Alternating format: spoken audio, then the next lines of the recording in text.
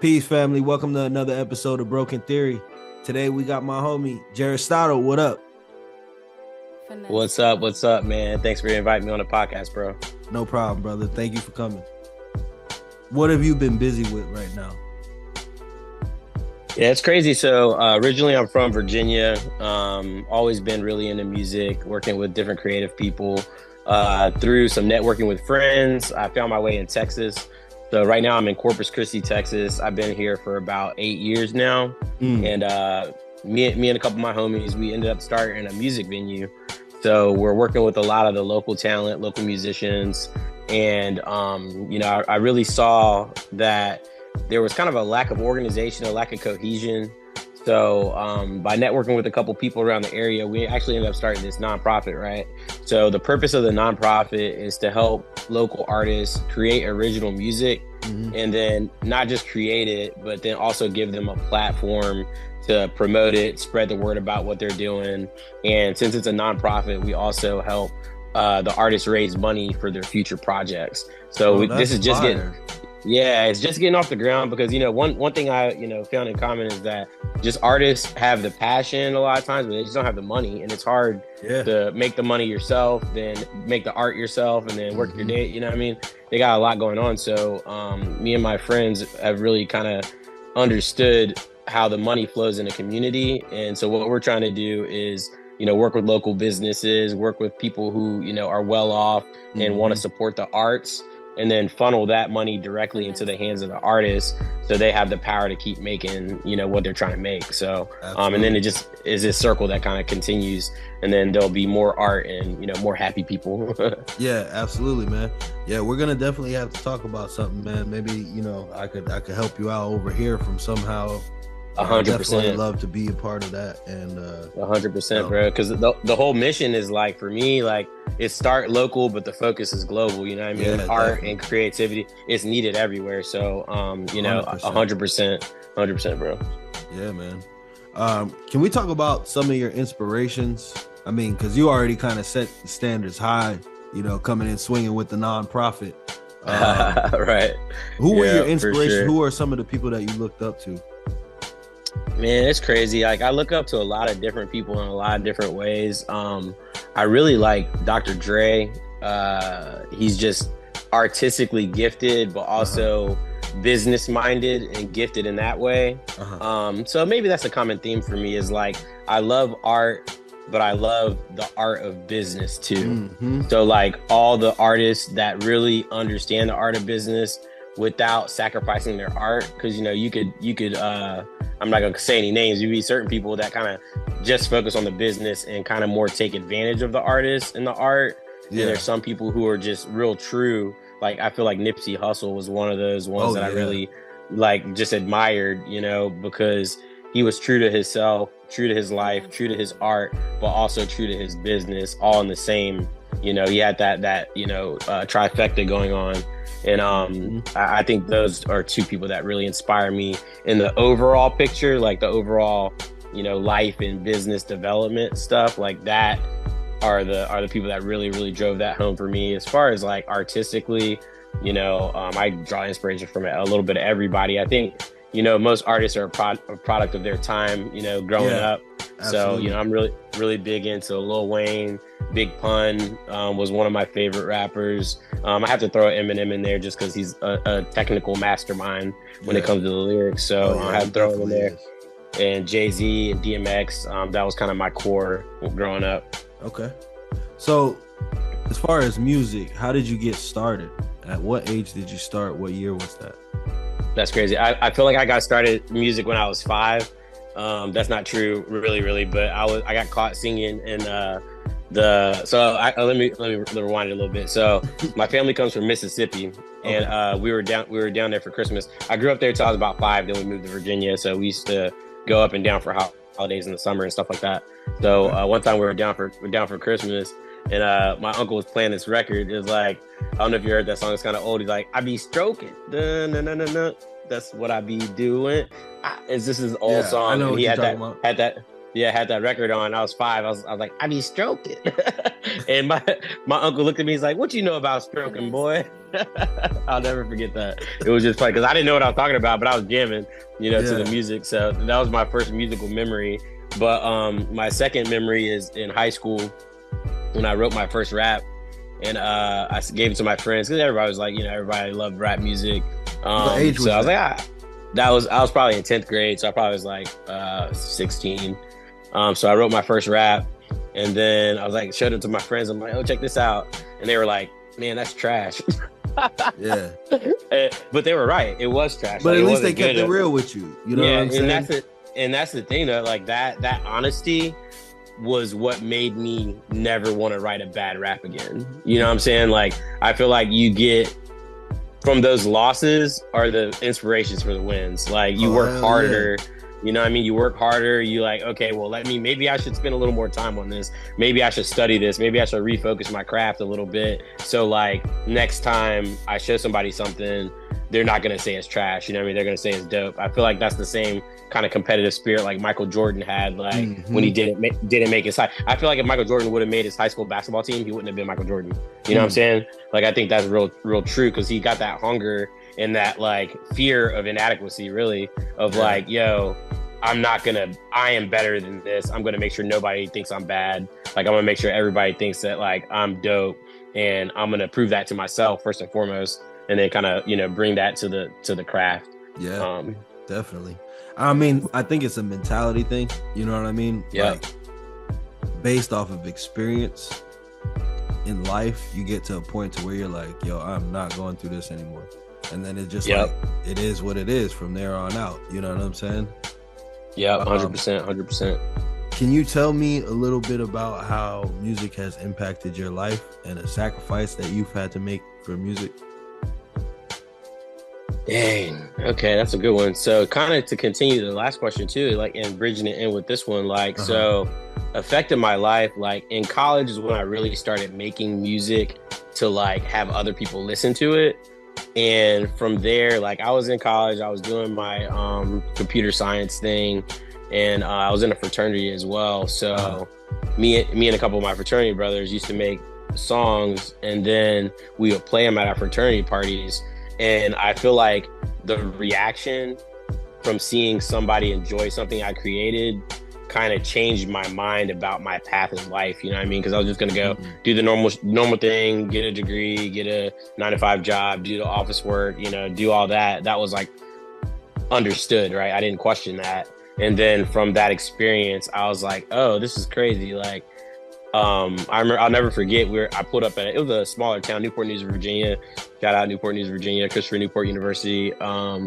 We were pulled up at a gas station, and then I heard, because we had gave out CDs at parties and stuff like that, and I was with my homie, the same guy I made the songs with, and some guy pulled up. We didn't know who he was, and he was jamming our CD and this was like when CDs were a thing, you know what I mean? This is like a little back in the gap a little bit, but yeah, he was playing our song in his car with a CD, and we're like, we didn't know how he got the CD. We weren't selling CDs. We were just kind of burning things and handing them out. Like, and we're like, dang. We're like, that's super tight. Like, just that showed the power of music, of like somebody we don't even know is enjoying our music. Because we weren't setting out to like actually make a career out of music.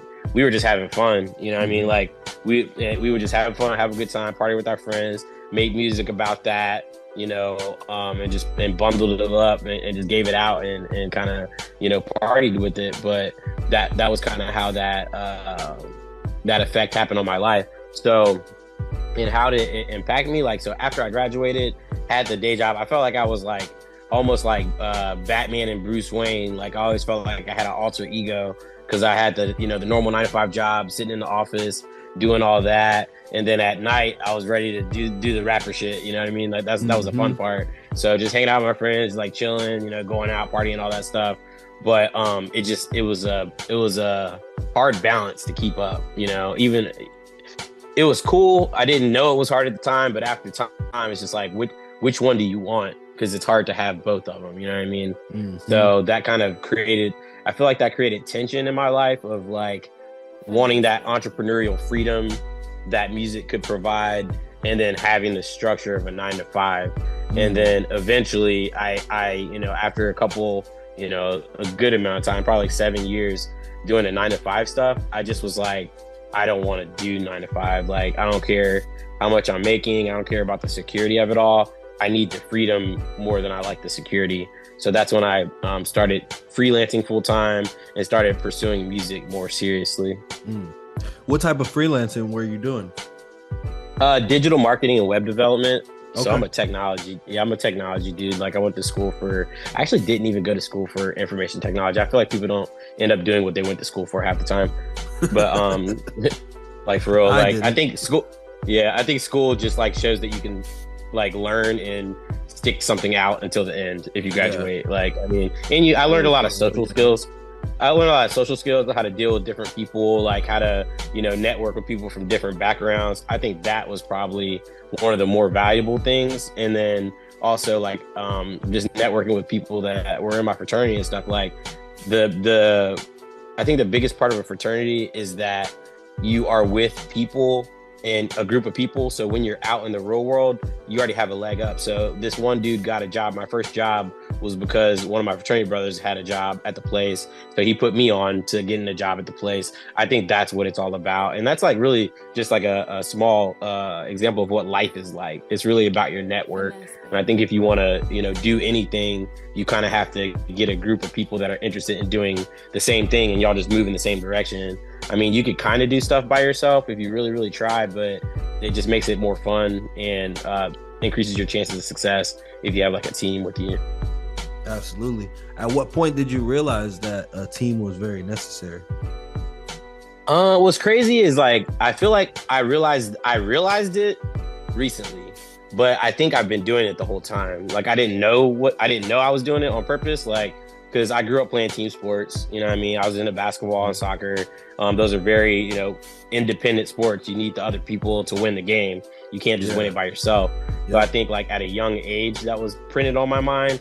And then so I just kind of moved through life like that and just naturally gravitated towards, you know, I always played sports through college and stuff as well. So like that was kind of a basis of who I was as a person. Yeah. So I felt like, I feel like that team mentality is just in there. But now, like, you know, when I started freelancing and stuff, I was a very independent lone wolf type, just going and getting it myself. And I didn't really think I needed a team.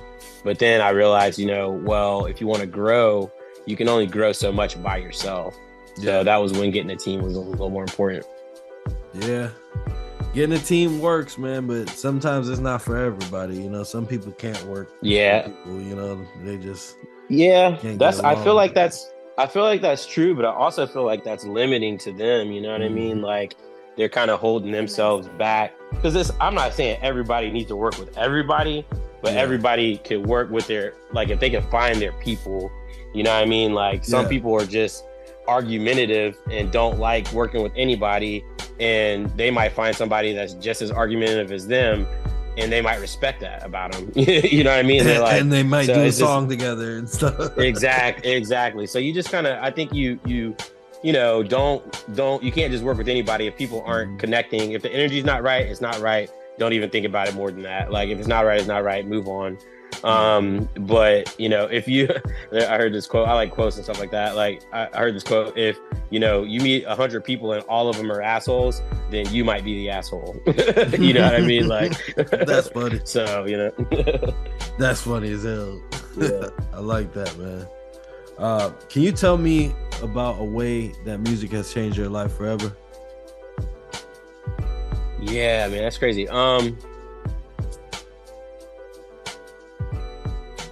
That's crazy. So just the example of the exponential nature of music, right?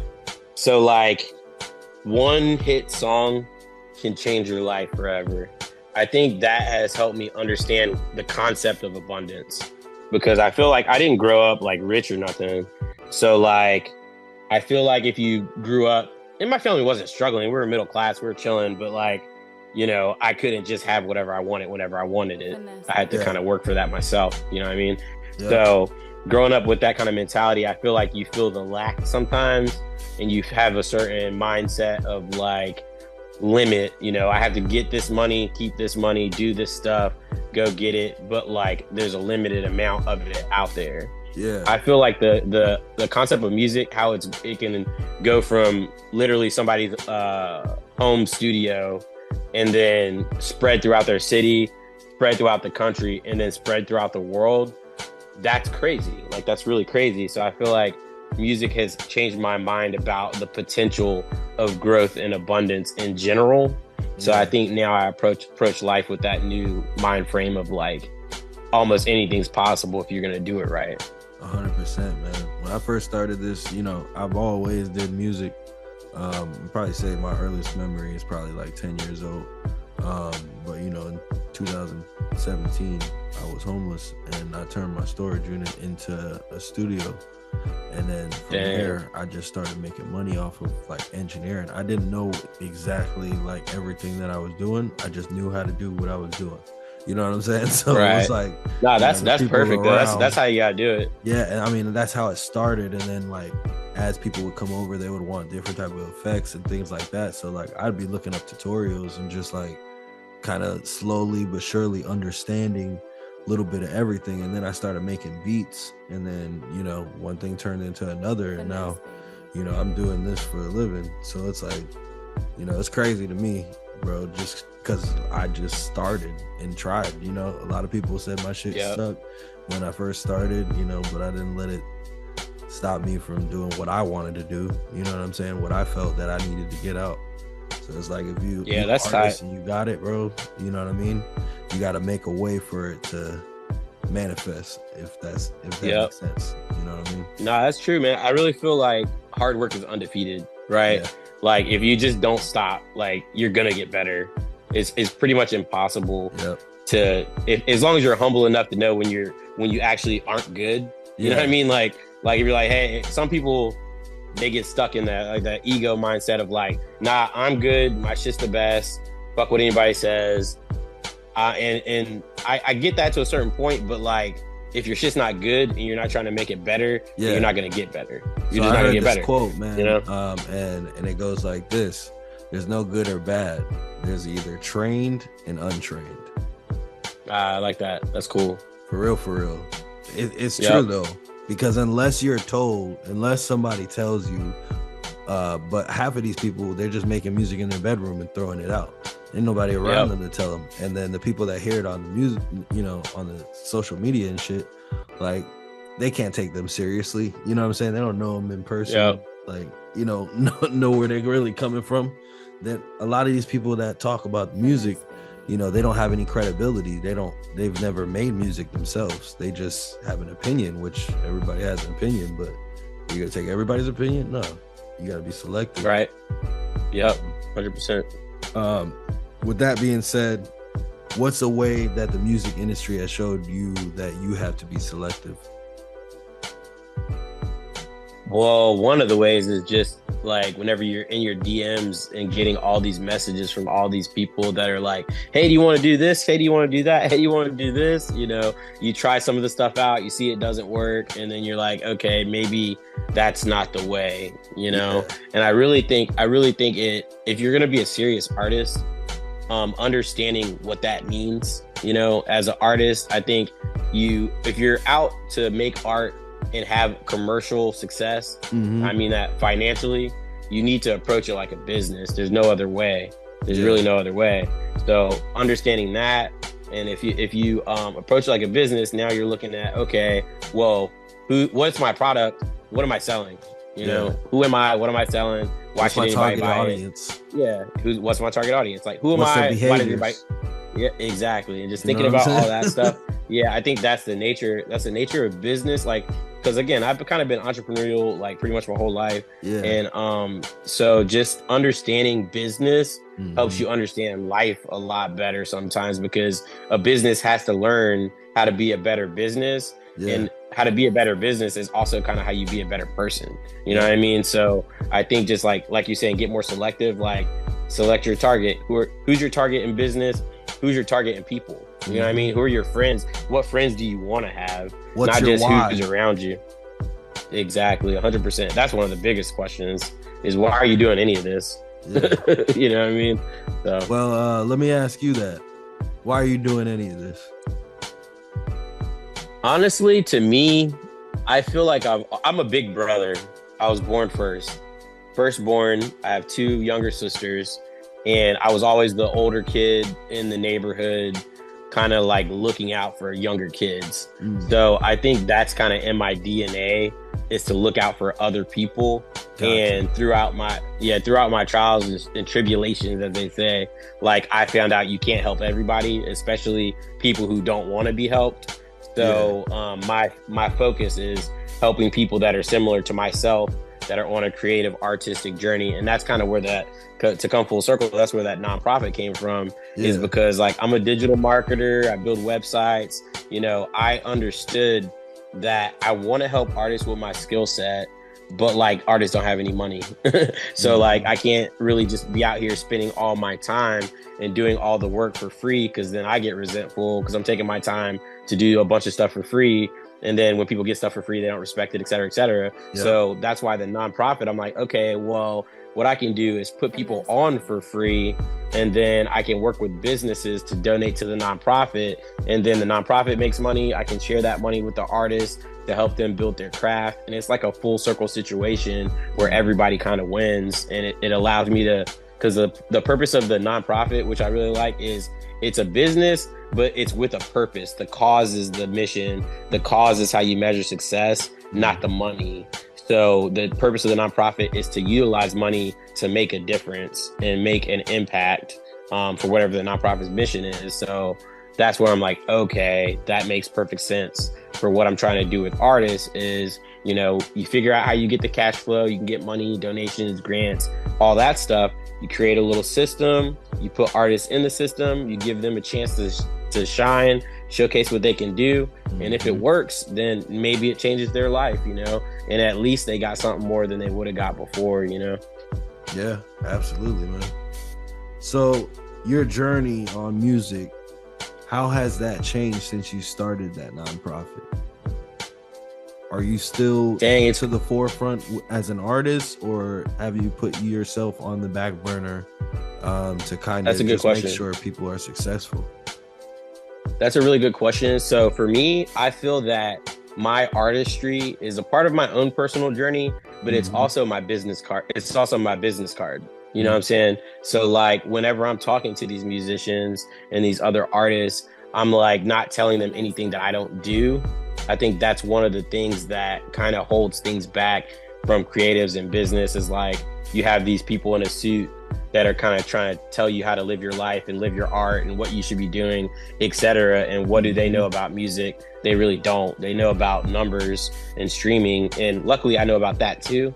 But when it comes down to it, like, I am an artist. I live my art. So I think I'm only relevant in the nonprofit as much as I'm relevant as an actual operating artist. So I think there are two things that need to operate in parallel, not one or the other. When it comes to the money for the nonprofit, all that goes to other artists, though. I'm not going to use that money for myself.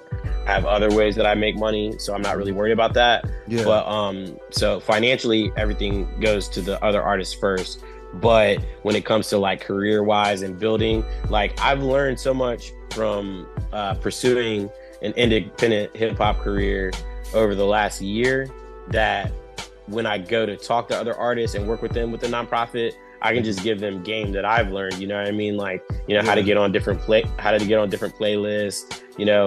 to get your music mastered independently, how to record stuff at your home studio and then send it somewhere else to get it mixed and mastered, kind of getting that whole workflow going, working with videographers, photographers, deciding your brand, you know what I mean? Like, all that stuff. Yeah. And like, I think those are the things that creatives are missing, is that business aspect, and then that how do I get this done aspect, you know what I mean? So I want to demystify all that, where it basically comes down to, are you down to do the work, or are you not down to do the work? Yeah. And that's like, if you're down to work, for me, I want to build a system or an understanding where if you're down to work and you're talented and you want to keep like being trained, like you said, refining your craft, then you will make it. It's a matter of time. Like, I want it to be that certain. One of my big goals is like, I want art to be a real job. You know what I mean? That's the mission for me, is like, I think art should be considered a real job. because so many people like, and this comes from, I'm talking a lot, but this comes from one of my first experiences. Me and my homie, we had that hip hop group in college, and we were actually seeing some success. We ended up opening for Pusha T at the Echo Stage in front of like 10,000 people. Like, it was dope. It was crazy, but it was dope. And then like he had, him and his girl had a baby, and you know, his family pressured him, and his girl was kind of pressuring him a little bit of like, you got to get a real job. Like, you got to get a real job. What are you doing with this music stuff? Like, you know, and he just was like, he didn't see how he was going to make a lot of money. He didn't see, and money wasn't his focus, but he wanted to take care of his family, you know? So he ended up having to follow his own music and go pursue, you know, that office life. And for me, like, I didn't even know that was an option of stopping doing music. I thought that like, okay, we're just going to do this forever. But I never saw myself as a solo artist. So I was like, okay, you know, I understand, like, you know, that was tough. It was a tough one because we had invested a lot of time and money, like over 100 songs, you know what I mean, made just from, you know, doing our thing. Yeah. So that was tough. But, and I think that's kind of one of the seeds that planted that desire in me with the nonprofit, is just like, I feel like people shouldn't have to make that choice. Like, I feel like being an artist should be a real job. Like, if you know, if I could make being an artist a little more tangible and people believe that it's possible, I really won. In my mind, I really won. Definitely, man. I mean, I saw a full circle, man, when I sold my first beat online, after believing in myself and just being like, you know what, I'm gonna be vulnerable, I'm gonna put my stuff up. And then it went from that to now people are requesting my services for mixing and mastering, you know what I mean? Asking me where I'm doing mine, and I'm like, at the house. I do everything, bro. You know what I mean? So it's like, that's tight. Yeah, that's tight. I see it full circle, man, and I'm just so thankful and grateful for everything, man. Even the losses, man. I could absorb the losses. You know what I mean? Yeah, I think the losses are the lessons. You know what I mean? That's how you come up, is like by experiencing those losses and then learning from them. Yeah, that's how you learn how to win. That's how you learn how to win, you know? Absolutely, 100%, man. What's some advice that you would tell your younger self, and why?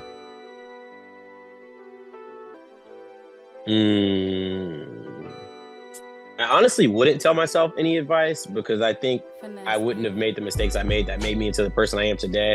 That's my real answer. But I'll go back and give some advice, is like, be a little more humble. Like, I feel like when I was younger, I was a little more, I was very focused on my own self and my own success, and less community focused. I got you.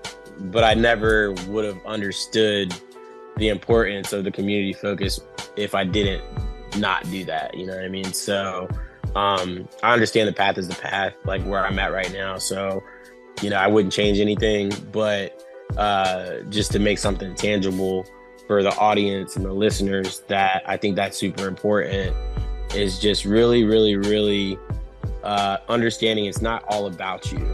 You know, at the highest levels of the game, whatever game you're playing, and everybody's playing a game. Like, if you're not playing a game, that just means you're playing it poorly. So you need to understand the game you're playing, understand the rules of that game. And even no matter what you're doing, how high you get, you know, at those highest levels, it's not about you. It's about more than you. And I think when an artist understands that, they're super powerful. I think when they really understand that, like this is a stupid reference, but like Taylor Swift, I think she's so successful because she understands the power of her music for her audience, and she operates with that mindset. So she truly connects with her fans. And then that's why she's so successful. That's why people are super diehard. And I think that's important to any artist. Like, you have to connect with your audience. You have to understand, be in their shoes. That's why I think like empathy is kind of an underrated emotion, because if you're empathetic about the listener, empathetic about the fan, and you're not just creating from a place of like me, you know, then I think that you can amplify your success. I mean, you can still be successful, don't get me wrong, talking about me, because if you're talking about it the right way, maybe when somebody's listening, they're feeling me. So, you know, it gets them to the right point. So they connect with your music. But underlying that, it's all about the connection to the music, or the connection to the art. Like, what does your art or what does your music make the people feel? You know what I mean? That's 100%. The entire game. That's the whole point, you know? 100%, man. What's the biggest investment that you've made in music? That golden mic. I got a golden mic. Like that was probably, I think that mic was like $1,200. It's a Warm Audio 8,000 or 800. I'm on it right now, but I can't see the backup. I think it's the 8,000. But it's a reproduction of a Sony microphone that's more like 19,000. So they rebuilt it to kind of have the same components but be more affordable. Before that, I just was chilling on a Shure microphone and just making music off of that. But once I like last year, once I started kind of taking music more seriously and jump back in the seat to make music consistently and really do that, I was like, okay, well, I'm going to invest in something that, you know, shows myself that I'm investing in myself. So Absolutely. Every time I look at that microphone, I'm like, well, if you're going to invest, you know, that amount of money in the microphone, then you need to show up and use it, right? Yep, like, yep. Why are you going to get that microphone and not use it? Like, that doesn't make any sense.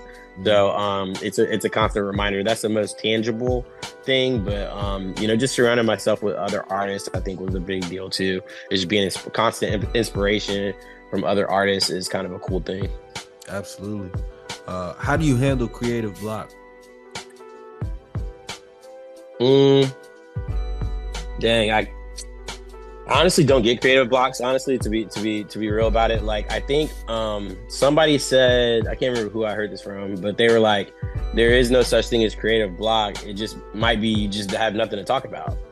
So you might need to go out and live some life, you know, or get some inspiration from outside forces, or, you know, some people smoke, some people drink, whatever. You might need to shake it up a little bit so you figure out what you have to talk about. Like, what are you trying to say? Because, like, it's like, I think music and art is like a conversation. Like, unless you're a really bad conversationalist, you always have something to say. You know what I mean?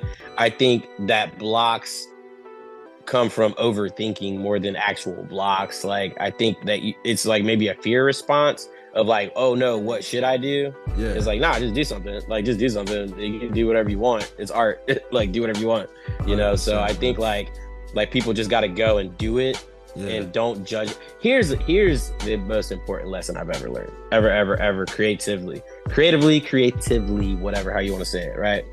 So this was after, like during college a little bit, when this is back in the day a little bit. It was before SoundCloud. There's a thing called SoundClick, right? So there's in Virginia, #1 song was that Soulja Boy song, that Crank That Soulja Boy, that song. And my rapping partner, he showed me that song. I was like, bro, that song is trash. That shit's never gonna get anywhere. Nobody cares. Like, why are you even showing me this? I swear, like 3 weeks later, a month later, it was fucking everywhere. And I was like, okay, so I don't know what's going to be famous or not. That was my lesson. I was like, you have no idea what the consumer is going to find good or not.